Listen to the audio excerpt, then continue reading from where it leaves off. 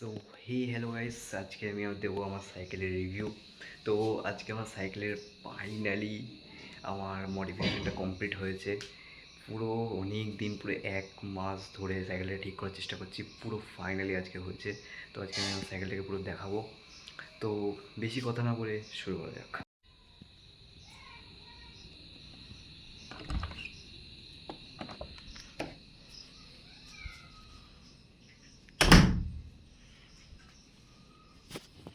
তো গাইজ, আমার সাইকেলের লুক এমন ঠিক একটু এরকম অনেকটা।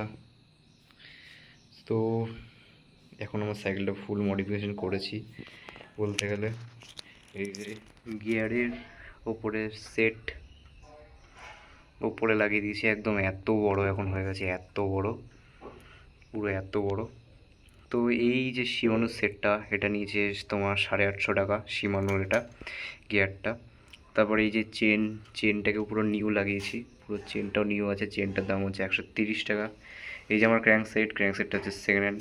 তো ক্র্যাঙ্ক সেটটার দাম পড়েছে আমার 350 টোটাল মিলিয়ে ওই ক্র্যাঙ্ক সেট। আর এই যে সকারটাও লাগানো, তো সকারটার দাম পড়েছে টোটাল মিলিয়ে তোমার 900 টাকা।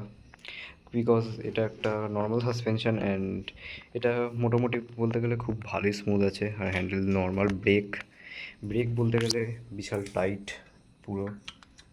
এমটিভি ভিডিও আর কদিন পরে শ্যুট হবে। তো সাইকেল এই যে এরকম মডিফাই করলাম, এর ফুল রিভিউ দিচ্ছি।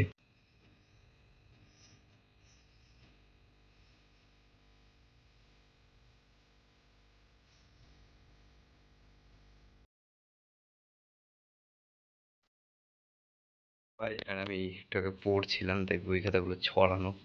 তো যাই হোক, সাইকেলটা পুরো দেখালাম। এই যে এখন ফুল মডিফাইড করা, ব্রেক একদম সেই লেভেলের টাইট আছে।